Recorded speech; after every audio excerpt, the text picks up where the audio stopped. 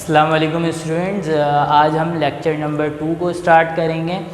Last time तक हमने अपने लेक्चर नंबर 1 में जो फर्स्ट पार्ट था हमारा इंट्रोडक्शन का, उसके बाद जो है हमने स्टार्ट किया बायोलॉजी को पढ़ना। पहले बायोलॉजी की हिस्ट्री को पढ़ा थोड़ा, उसके बाद जो है हम आगे बढ़े, बायोलॉजी की डेफिनेशन क्या होती है, बायोलॉजी के बारे में पढ़ा, बायोलॉजी ज़ूलॉजी के बारे में, बॉटनी के बारे में, माइक्रोबायोलॉजी के बारे में। ये सारी चीज़ें हमने लास्ट टाइम तक डिस्कस कर ली थी। आज जो हमने डिस्कस करना है उसकी सब ब्रांचेस को, बायोलॉजी की अदर ब्रांचेस क्या होती हैं, ये सारी चीज़ें हमने आज पढ़ना है। लेकिन इससे पहले मैं आगे की चीज़ें पढ़ाऊँ, आई डू होप आपने लेक्चर को रीड कर लिया होगा, आपके पास बुक होगी, उसको रीड कर लिया। अगर नहीं किया बच्चों तो कर लेना, ज़रूर कर लेना। और लेक्चर को जो आपको लेक्चर मिल रहा होता है उसको कोशिश ये करो, वैसे तो वीडियो है आप प्ले कर रहे हो, लेकिन कोशिश ये करना कि आप उसको नोट डाउन ज़रूर करो, सही है, ताकि आप बाद में ख़ुद से जब देखो मैं आपको एक बहुत इंटरेस्टिंग सी बात बता दूँ। एज अ बायोलॉजी टीचर हमारे पास ना, हम जो रिस्पॉन्स दे रहे होते हैं, दो तरह के रिस्पॉन्सेज होते हैं। फर्स्ट वन, एक होता है ये कि सेंसरी रिस्पॉन्स, एक होता है मोटर रिस्पॉन्स।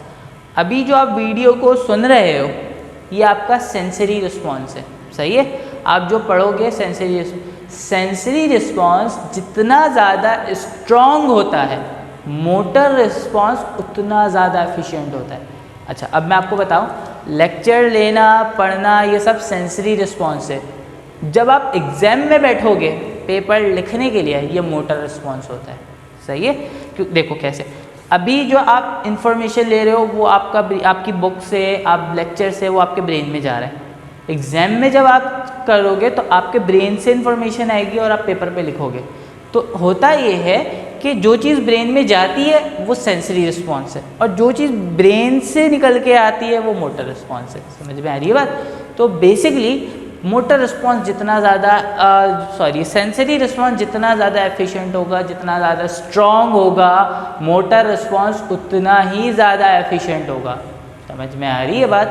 अच्छा, तो अब जो बताने का मकसद ये है कि आप लेक्चर सुन रहे हो मेरी बात, जब आप पढ़ोगे, सही है, तो वो जो रिस्पॉन्स होता है वो ज़्यादा स्ट्रॉन्ग होता है। क्योंकि अब जो है आपकी इन्वॉल्वमेंट क्या, आपकी आइज इन्वॉल्वमेंट है, आपकी इमेजिनेशन इन्वॉल्वमेंट है, खुद से एफर्ट जो करते हैं वो रिस्पॉन्स थोड़ा ज़्यादा स्ट्रॉन्ग होता है। अभी तो आपने सुन लिया, हो सकता है आप कुछ और सोच रहे हो, सही है, हो सकता है बहुत सी चीज़, हो सकता है आपको पीछे से किसी ने, आपके घर में किसी ने आवाज़ लगाई हो, कोई बात हो, कुछ हो, सही है, बहुत सी चीज़ें होती हैं, ध्यान इधर उधर जा रहा होता है। लेकिन जब आप खुद से पढ़ने बैठते हो तो आपका पॉइंट ऑफ कंसंट्रेशन आपके रिटन वर्ड्स में होता है। तो आप लिखोगे तो देखो हो क्या रहा है, 3 काम एक साथ होंगे। आप मेरी बात सुन रहे हो, आप लिख रहे हो, सही है। तो ये सेंसरी रिस्पॉन्स को स्ट्रॉन्ग बनाता है। फिर उसके बाद आप क्या कर रहे हो, आप लिखने के बाद आपने क्या किया, अब आप उसको पढ़ोगे तो और रिस्पॉन्स आपका स्ट्रॉन्ग होगा। फिर ये चीज़ें कभी आप भूलोगे नहीं। तो that's why I am requesting you कि आप पढ़ो ज़रूर, लेक्चर को राइट डाउन ज़रूर करो। एनीवेज, अब हम आगे बढ़ते हैं अपने। आज जो हमने पढ़ना है, बायोलॉजी की सब ब्रांचेस हैं, other branches of biology. First हमने मेन ब्रांचेस पढ़ी, मेन ब्रांचेस में ज़ूलॉजी के बारे में पढ़ा, बॉटनी के बारे में पढ़ा, ये सारी चीज़ें, माइक्रोबायोलॉजी के बारे में पढ़ा। आज हम उसकी दूसरी ब्रांचेस को पढ़ेंगे। फर्स्ट ब्रांच है हमारे पास मॉर्फोलॉजी, सही है, मॉर्फोलॉजी। अच्छा, मॉर्फोलॉजी को से पहले मैंने यहाँ पर एक खूबसूरत सा प्लांट ड्रॉ किया है। अब अगर फॉर एग्जांपल अपने आप को एज्यूम करो, आपके सामने एक प्लांट है। अगर कहा जाए आपसे भाई इस प्लांट की स्टडी करो, कुछ ना बताया जाए कि क्या स्टडी करना है क्या नहीं करना, आपसे कहा जाए कि बस इस प्लांट की स्टडी करो, ये आपके सामने, आप क्या क्या स्टडी करोगे? कुछ देर के बाद कुछ बच्चा क्या आपके जहन में क्या आ रहा है कि मैं इसके बारे में क्या स्टडी कर सकता हूँ? तो कुछ बातें जहन में आ रही है कि भाई इस प्लांट में जो है, मेरी ऑब्जर्वेशन ये है कि इस प्लांट में सॉइल है, सॉइल से नीचे जो है इसके रूट्स हैं, उसके ऊपर इसका स्टेम है, सही है, इसकी ब्रांच है, इसके लीव्स हैं, सही है, फ्लावर है,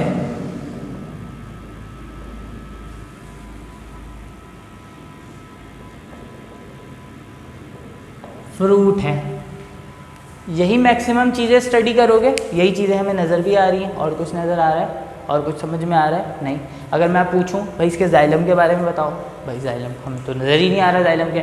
हमें जो चीज़ें नज़र आई, जो हमने बाहर से देखी, वो हमने बता दी। हमने तो कुछ नहीं कहा था, कोई साजो सामान नहीं दिया था कि हम इसको ओपन करते हैं और देखते हैं। हमने तो जो बाहर से देखा वो आपको बता दिया। तो बेसिकली हम क्या करते हैं, हमने क्या कि इसके एक्सटर्नल स्ट्रक्चर की स्टडी की, हमने इसको एक्सटर्नली पढ़ा। तो बायोलॉजी की वो ब्रांच जिसमें हम एक्सटर्नल स्ट्रक्चर की स्टडी करते हैं कहलाता है मॉर्फोलॉजी। मॉर्फ का मतलब होता है एक्सटर्नल, स्ट्रक्चर, सही है। साख्त की स्टडी करना, तो बैरूनी साख्त की स्टडी करना, लाइफ की बैरूनी साख्त की स्टडी करना क्या कहलाता है? मॉर्फोलॉजी कहलाता है। यानी बाहर से किसी को देखकर उसकी स्टडी करना क्या कहलाएगा? मॉर्फोलॉजी करेगा। हमने किसी को बाहर से देखा, बाहर जो जो चीज़ें नज़र आई, अगर मैं कहूँ मेरे फेस की स्टडी करो, क्या क्या देखोगे? आइज़ नज़र आ रही है, नोज़ है, लिप्स है, ईयर है, ये सारी चीज़ें हैं। तो बेसिकली जो चीज़ें हमें एक्सटर्नली नज़र आती है उन चीज़ों की स्टडी करना क्या कहलाता है? मॉर्फोलॉजी कहलाता है, उनके स्ट्रक्चर की स्टडी करना। खैर मैं तो ये एग्जाम्पल दी ताकि आपको बात आसानी के साथ समझ में आ सके, सही है। अब अगर एक ह्यूमन सिस्टम है, मैं चाह रहा हूँ कि भाई उसका हार्ट खोल के स्टडी, हार्ट की स्टडी करो। अब बाहर तो किसी का हार्ट नज़र नहीं आता, बाहर से तो किसी के हार्ट को नहीं देख सकते ना, क्या करना पड़ेगा? उसको ओपन करना पड़ेगा। तो क्या करते हैं? इसको ओपन करते हैं। जब बॉडी को ओपन करेंगे, ऊपर से काटेंगे, ओपन करने के लिए ऊपर से काटना ज़रूरी है। तो जब इसको ऊपर से ओपन करेंगे, ओपन करने के बाद जो अंदर का स्ट्रक्चर हमें नज़र आएगा, जिस चीज़ को हम स्टडी करना चाहते हैं, ये कहलाता है एनाटॉमी। एना का मतलब होता है अप, टोम का मतलब है टू कट, किसी चीज़ को ऊपर से काट देना। जब ऊपर से काटेंगे तो क्या होगा? ऊपर वाली लेयर हट जाएगी, अंदर जो चीज़ होगी वो अपेयर हो जाएगी, सही है। तो बेसिकली अगर हम किसी चीज़ को ऊपर से कट करें, अंदर की स्ट्रक्चर की स्टडी करें, तो ये कहलाएगा एनाटॉमी, सही है। कोई कन्फ्यूजन, कोई प्रॉब्लम? सही है, नहीं है?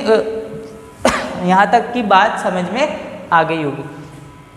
अब कुछ स्पेसिफिक चीज़ें हैं जो मैं आपको जो आपको समझनी चाहिए, इसको समझनी ज़रूरी होती है।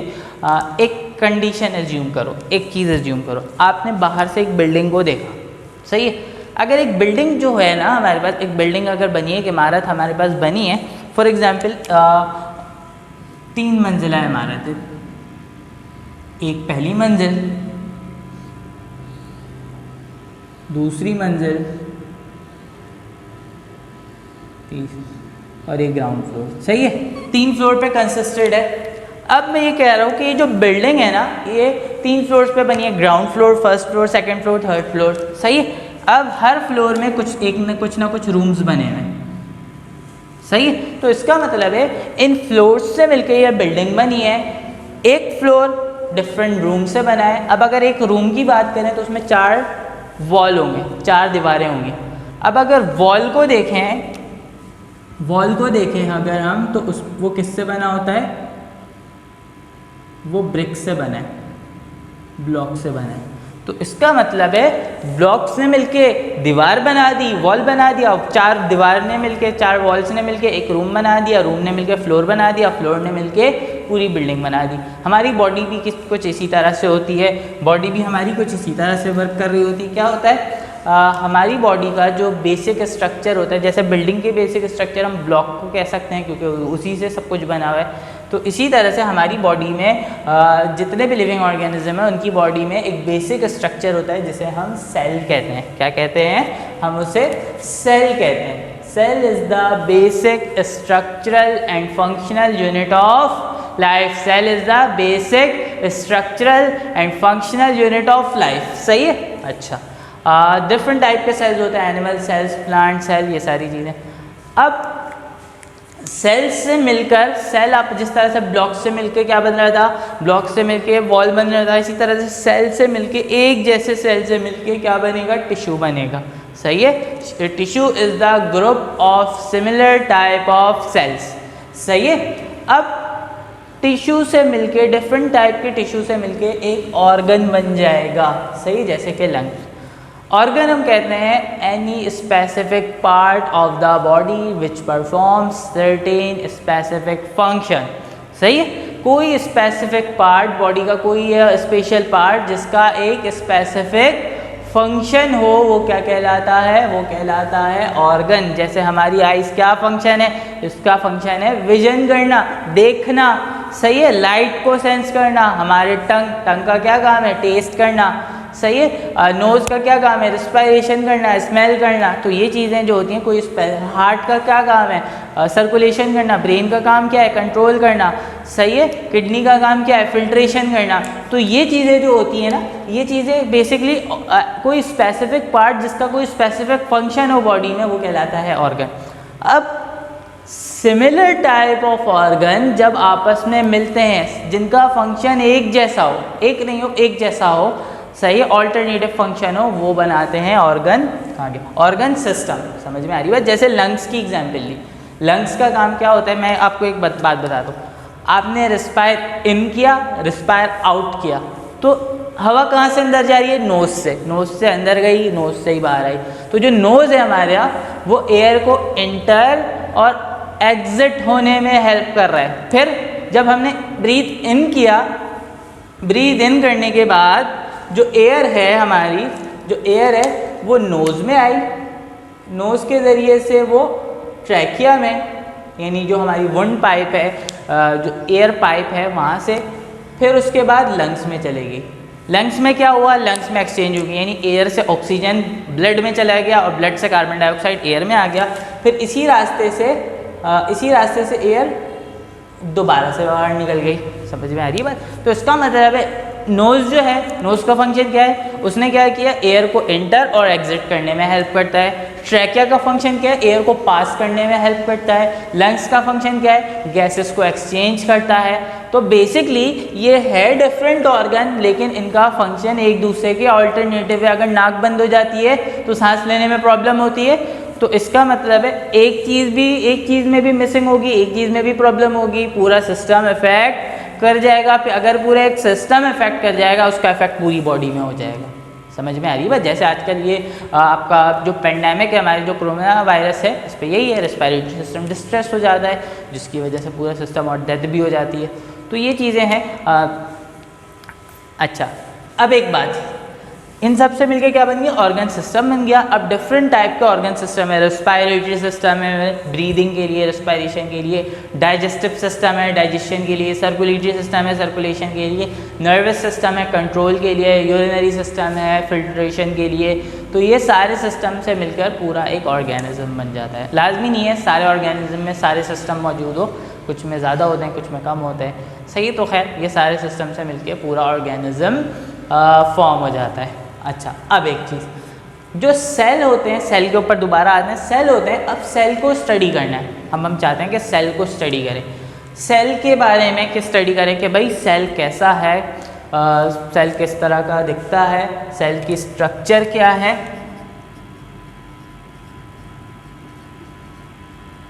सही है, सेल की कॉम्पोजिशन क्या है, किस चीज़ से बना हुआ है सेल,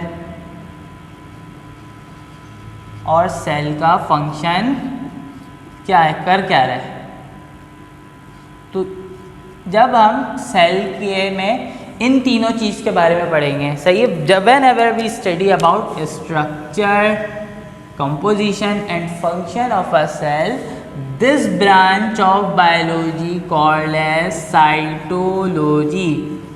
सही है, cytology is the branch of biology that deals with structure, composition and function of cell. Cytology को हम सेल बायोलॉजी भी कहते हैं। सही है, cytology is also called as cell biology that deals with the structure, function and composition of cell. Cell है कैसा, cell की शेप क्या है, सेल का साइज क्या है, दैट इज स्ट्रक्चर, किन चीज़ों से बना हुआ है, प्रोटीन है, कार्बोहाइड्रेट है, लिपिड है, क्या है, दैट इज़ कॉम्पोजिशन, काम क्या करता है। सही है, फिल्ट्रेशन कर रहा है अगर किडनी में है, कंट्रोल कर रहा है अगर नर्वस सिस्टम में है। तो ये चीज़ें क्या आती है, फंक्शन। तो इन तीन चीज़ों की स्टडी करना क्या कहलाता है, हमारा साइटोलॉजी कहलाता है। सही, समझ में आ रही है बात। तो एनिमल के सेल होते हैं, प्लांट के सेल होते हैं हमारे पास। आगे चैप्टर नंबर 2 इसी से रिलेटेड है, हम इसके बारे में पूरी डिटेल पढ़ेंगे तब। अब टिश्यू है। अब टिश्यू जो है हमें नॉर्मली नज़र अगर देखो फॉर एग्जांपल स्किन हमारा एक ऑर्गन है, स्किन कहीं से कट जाती है तो छोटा सा जो पार्ट होता है स्किन का वो हमारा क्या है, वो टिश्यू है। टिश्यू तो सेल से मिलके बना है। अब अगर हम देखना चाहते हैं कि भाई ये टिश्यू किस तरह के सेल से बना है, कैसे देखेंगे, उसकी माइक्रोस्कोपिक स्टडी करेंगे। सही है। The scientific study of tissue under a microscope is called histology. सही है। तो टिश्यू की स्टडी कर रहे हैं तो ये कहलाएगा हिस्टोलॉजी। सही है। The scientific study of tissues under microscope is called histology. सही है। हिस्टो का मतलब ही देखो, जैसे यहाँ पे साइटो का मतलब सेल होता है, लॉजी का मतलब स्टडी, इसका मतलब है हिस्टो का मतलब है वेब ऑफ टिश्यू। अच्छा, अब अगर ऑर्गन है हमारे पास और ऑर्गन सिस्टम है, ऑर्गन और ऑर्गन सिस्टम। अब अगर हम चाहते हैं कि भाई मैं ये चाहता हूँ कि इस ऑर्गन का काम क्या है या इस ऑर्गन सिस्टम जो एक और बात, जो ऑर्गन का काम होगा ऑर्गन सिस्टम का भी वो ही काम होगा। सही है। लंग्स का काम रिस्पायरेशन करना है तो रिस्पायरेटरी सिस्टम का काम भी क्या है, रिस्पायरेशन करना। सही है। स्टमक का काम क्या है, डाइजेशन करना, तो पूरे डाइजेस्टिव सिस्टम का भी काम क्या है, डाइजेशन करना। सही है। तो बेसिकली किसी ऑर्गन के या ऑर्गन सिस्टम के फंक्शंस की स्टडी करना, जब हम इनके फंक्शंस की स्टडी करेंगे तो वो कहलाएगा फिजियोलॉजी। क्या कहलाएगा, वो कहलाएगा फिजियोलॉजी। सही है। The study of function of organ और an organ system is called physiology. समझ में आ रही है बात? अच्छा, यहाँ तक तो हमने बात समझ ली। अब हम इससे आगे की चीज़ को पढ़ते हैं।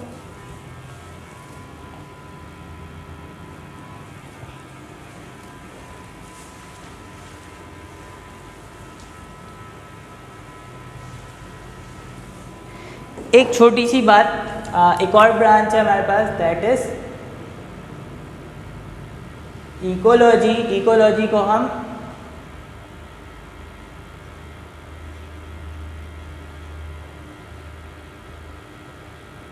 इन्वायरमेंटल बायोलॉजी भी कहते हैं। इकोलॉजी को हम इन्वायरमेंटल बायोलॉजी भी कहते हैं। इससे पहले हम इकोलॉजी के बारे में पढ़े, हमें एक वर्ड पता होना चाहिए, एनवायरनमेंट क्या होता है।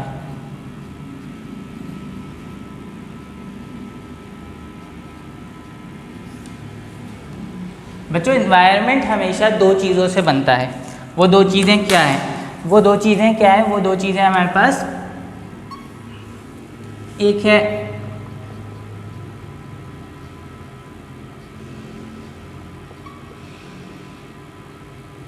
अदर लिविंग ऑर्गेनिज्म और दूसरी है नॉन लिविंग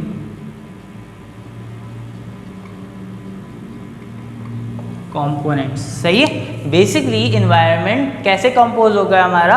एनवायरनमेंट में अगर आपसे पूछा जाए, लोग कहेंगे एनवायरनमेंट हमारे सराउंडिंग को कहते हैं। सही है, सराउंडिंग को कहते हैं, लेकिन सराउंडिंग में क्या? सही है। तो सराउंडिंग में दो चीज़ें, other living organism. Other living organism का मतलब है अगर एक ह्यूमन है तो उसके अराउंड जितने दूसरे लिविंग ऑर्गेनिज्म से मतलब है दूसरे ह्यूमन नहीं, दूसरे लिविंग ऑर्गेनिज्म, जैसे कोई प्लांट है, कोई दूसरा एनिमल है या कोई माइक्रो ऑर्गेनिज्म है वो, और दूसरे non living component. Non living component में क्या क्या चीज़ें आती हैं? ये मार्कर है, ये बोर्ड है, ये भी नॉन लिविंग है, लेकिन ये मैन मेड है। ये मैन मेड है। अगर ये बोर्ड ख़राब हो जाए तो उससे मुझे कोई फ़र्क नहीं पड़ेगा। क्यों नहीं पड़ेगा? बिकॉज मेरी बॉडी में कोई फ़र्क नहीं पड़ेगा। क्यों नहीं फ़र्क पड़ेगा? बिकॉज क्योंकि इसका इम्पैक्ट मेरे ऊपर नहीं है। लेकिन अगर टेम्परेचर चेंज हो जाए, टेम्परेचर बढ़ जाए, तो उसका इम्पैक्ट मेरे ऊपर, आपके ऊपर ज़रूर पड़ेगा। क्यों पड़ेगा? बिकॉज आप उससे रिलेट कर रहे हो। सही है, समझ में आ रही बात? तो जितने नेचुरल नॉन लिविंग कंपोनेंट होते हैं वो हमारा एनवायरनमेंट है। नेचुरल लिविंग कंपोनेंट में क्या क्या चीज़ें आती हैं? वाटर, सॉइल, हमारे पास टेम्परेचर, लाइट, ये सारी चीज़ें नेचुरल नॉन लिविंग कंपोनेंट है। तो basically it refers to the environment consist on two things, other living organism and non living components. समझ में आ रही बात? इन दोनों से मिलकर हमारा एनवायरनमेंट बनता है। तो एक लिविंग ऑर्गेनिज्म का उसके एनवायरनमेंट के साथ क्या रिलेशन होता है, इस रिलेशनशिप की स्टडी करना एनवायरमेंटल बायोलॉजी या इकोलॉजी कहलाता है। समझ में आ रही बात?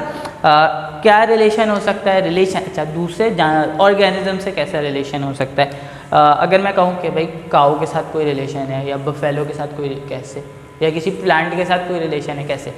इसका मतलब ये है कि बेटा देखो, होता ये है कि जबकि हम रिलेशनशिप की बात कर रहे होते हैं बायोलॉजी में, तो हम यहाँ पे दो चीज़ें देख रहे होते हैं, या तो बेनिफिट या दूसरा हार्म, नुकसान, फ़ायदा या नुकसान। फ़ायदा है तो उसे हासिल करेंगे, नुकसान है तो उससे बचने की कोशिश करेंगे, क्योंकि फ़ायदा हासिल करना ही फ़ायदा नहीं हो जाता, बल्कि नुकसान से बच जाना भी आपका फ़ायदा है। समझ में आ रही बात? कोरोना वायरस है, हमें पता है नुकसान पहुंचाएगा, हम उससे बचने की कोशिश करते हैं, मास्क पहनते हैं, सैनिटाइज़र लगाते हैं, सोशल डिस्टेंसिंग करते हैं, ये चीज़ें हैं ना। तो बेसिकली ये क्या था, हमारा रिलेशन था ना, अगर हमारी बॉडी में आ गया तो नुकसान पहुंचाएगा, तो हम बचने की कोशिश कर रहे हैं। तो ये हमारे इन्वायरमेंट का पार्ट है।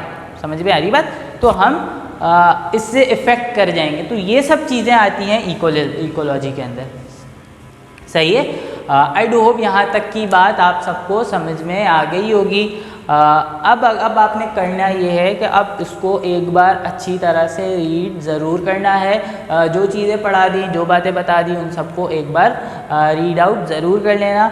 अच्छा, एक और छोटी सी ब्रांच ये है, हम पढ़ लेते हैं क्योंकि थोड़ा सा टाइम हमारे पास अभी भी बाकी है। That is taxonomy.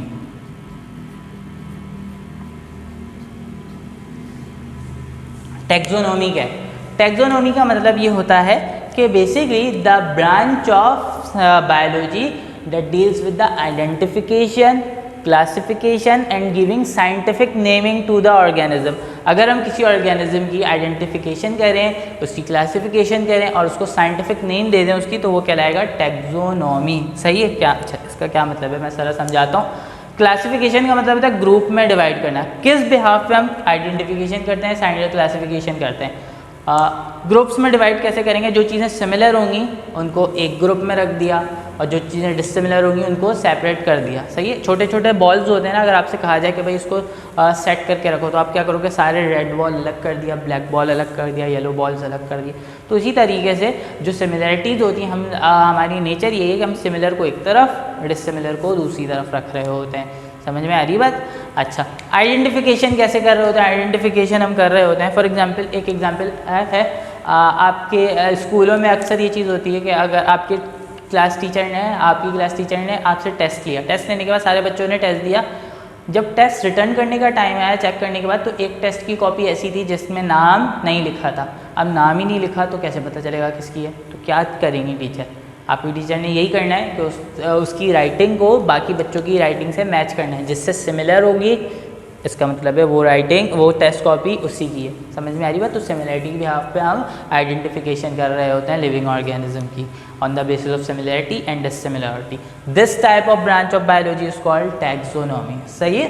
तो अब हम अपने लेक्चर को यहीं पर एंड करते हैं। इसको ज़रूर स्टडी कर लेना एक बार। डेफिनेशंस हैं छोटी छोटी, पढ़ने के साथ साथ अपने याद भी करना है, और आई डू आपने लेक्चर को राइट डाउन ज़रूर किया होगा। सही है? Thank you so much student, अपना ख्याल रखना। आज के लेक्चर को हम यहीं पर एंड करते हैं। अल्लाह हाफ़िज़।